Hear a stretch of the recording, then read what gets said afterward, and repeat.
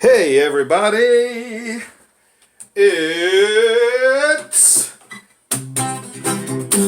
Jag Time in Robb's Garage, Jag Time in Robb's Garage, Jag Time in Robb's Garage, Jag Time in Robb's Garage.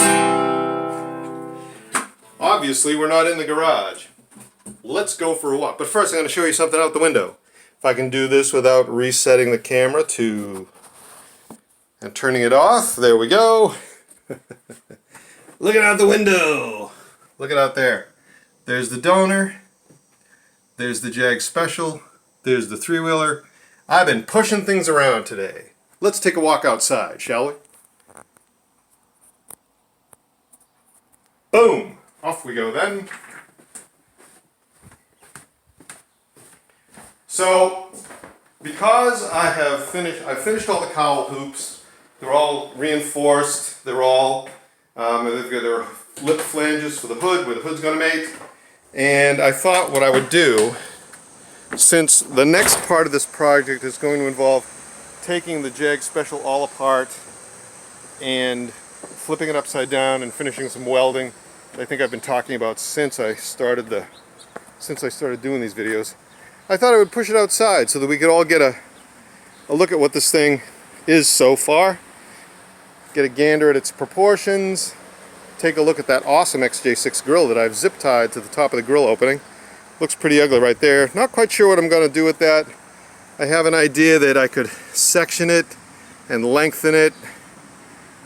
We shall see. We shall see. I don't know what's going to happen with that yet. But here it is in all its partially finished glory. The Jag Special. We can take a look at its proportions, at the difference in its proportions compared to the donor. See how far back the driver is set back from where it is in the Jag. The rear axle is just about lined up. Is lined up okay. The front wheels, you'll notice that they're not quite lined up. That's because the wheelbase on this is about, I'd have to measure it again. It's between 105 and 110. And the wheelbase on the XJ6 is 113. So there's a difference. A lot of things, this thing's going to have a much farther rearward weight bias than the XJ6 does. Let's take some video. Let's do what has come to be my favorite thing with this thing so far. Let's try to get the camera in there without turning it off and having to do this all over again. Boom! Into the stand.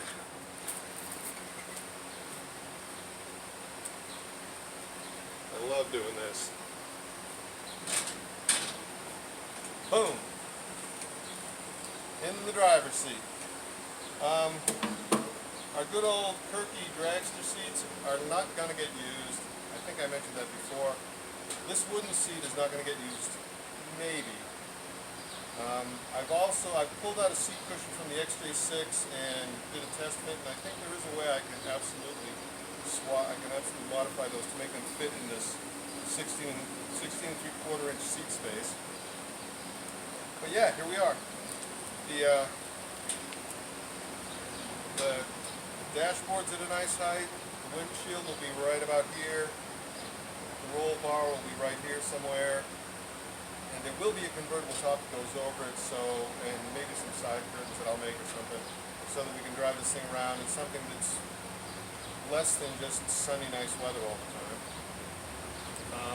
The steering's a little slow, because I've got that mid-90s Jetta steering rack as opposed to the Jaguar rack.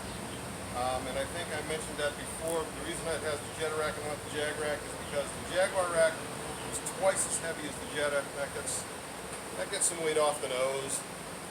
And the goal with this thing is to, hello again. The weight goal for the Jag Special is 2,000 pounds. There we go. Let's take that camera.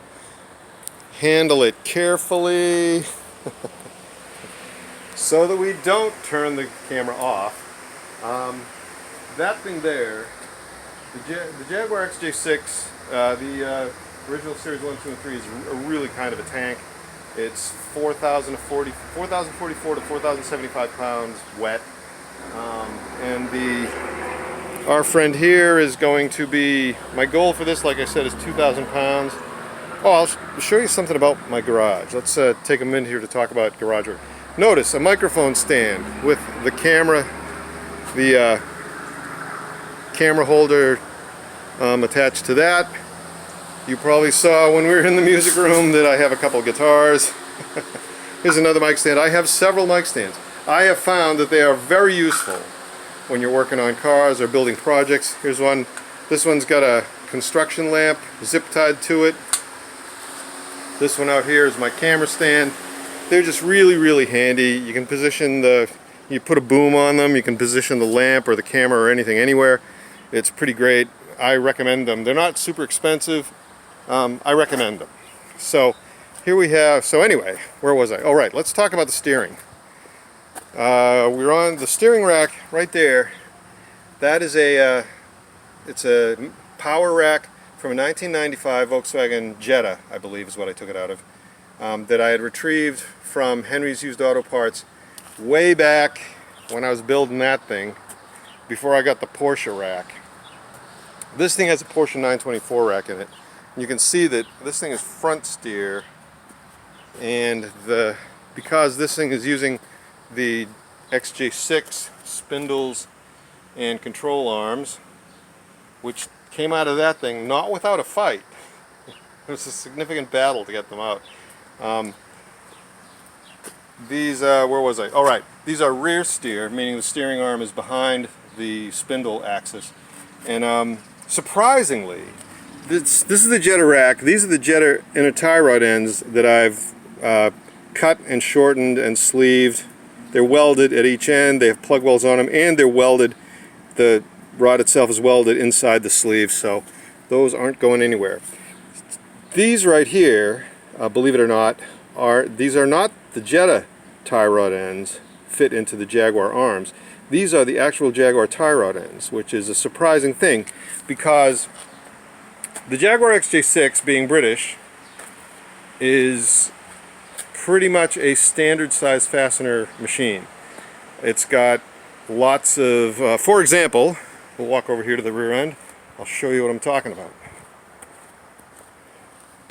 Those bolts there that are holding those are the main attachment for the rear end in this thing. They hold the rear axle in.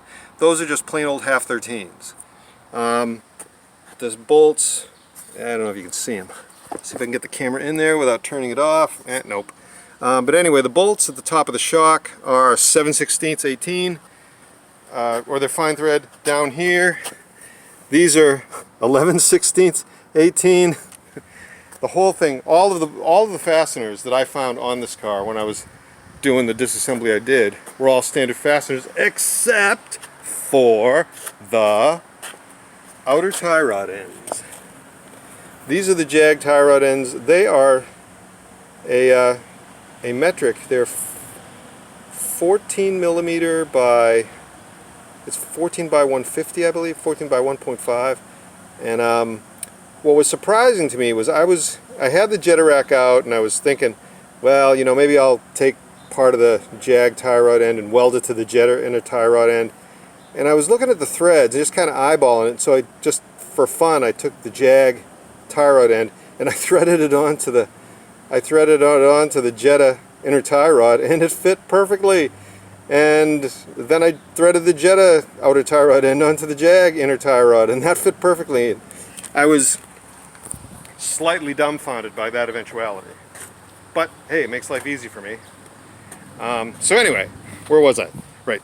So here we are with the Jag Special outside in the sun, so we can get a good look at it. There's its stablemate hanging around, keeping it company.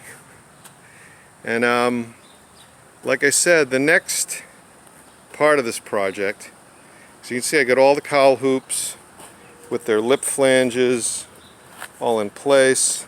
I have to do a little bit of massaging on this one to get this curvature even to this curvature, which is going to be an enjoyable session of torch heating and pounding with a hammer.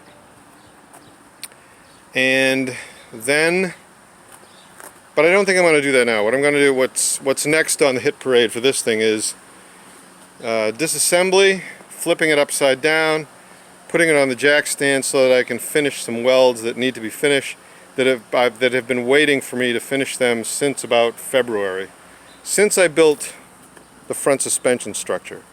So that's going to happen, and then it's probably going to wind up on sitting upside down on the jack stands for about a month maybe, because in 2 weeks I go away on vacation and nothing will happen then. So that's, oh, let's take a look at something else here. I want to show you. Several people have asked me what engine is going in it, and I always say it's the engine from the donor. And it's here's what we'll do. As opposed to trying to open this thing up and possibly shut the camera off and have to do this all over again, put the camera in that lovely microphone stand with the camera holder, bring it on over here, and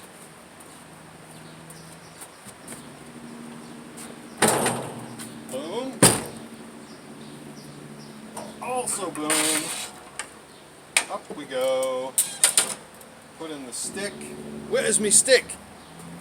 And then we'll walk this thing over here so that you can see the glory of this magnificent, the glory of the Jaguar XK 6-cylinder. This is one of the prettiest engines ever built, and reading about its history, get out of there cobwebs, reading about its history, Sir William Lyons, when he tasked the, I forget the designer's name, when this engine was designed, it not only had to perform well and be reliable, but it had to look good too. And when we brought this car home, if you've watched, when we brought the donor home, if you've watched the video of the trip home, when the previous owner opened the hood and I saw this thing, I actually said out loud, "Oh my God, that's a beautiful engine." And he thought I was being sarcastic because it's all dirty and oily and a mess. But I wasn't. I think the Jag XJ6 is absolutely one of the prettiest engines there is, and that's going right in the engine compartment of the Jag Special, and it's going to push it down the road with alacrity, as they say, even with the 3-speed Borg-Warner transmission and the 288 gears in the rear end. It'll do a burnout. I have every confidence. So this is what's going in. This is the power for the Jag.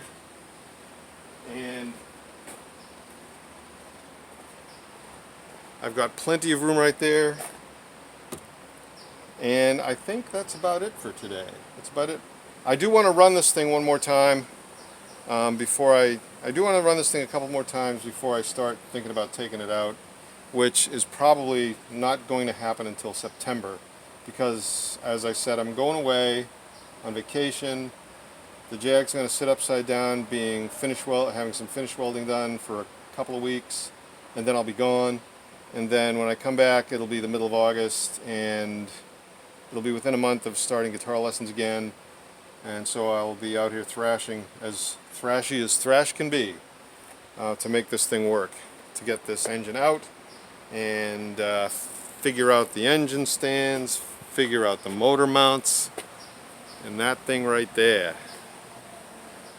I've got plenty of space, it measures alright, and even though I would really like to put a turbo 350 in it, I think it's just going to get the old Borg-Warner, just going to get the old BW66, which is okay. Let's carefully get the camera out of the stand. Yeah, so there you have it, a little bit of exposition. We'll step back, give you one more walk around this thing, because it's awesome. It's super awesome. Yeah. Jag Time outside Robb's garage. The Jag Special. Oh, which Pam and I have decided it's going to get these two emblems. It's going to get the Jaguar emblem, it's going to get the XJ6 emblem, and then it's going to get an SS emblem next to the Jaguar, the XJ6 emblem. And so this thing's going to wind up being the XJ6 SS. Because why not? It's super sporty, man. So anyway, let's do this carefully. That's today's episode of Jag Time in Rob's Garage. And I will, the next time you see that, it's going to be upside down on the jacks and me firing up the welder and making sparks fly. Whee! Punto final!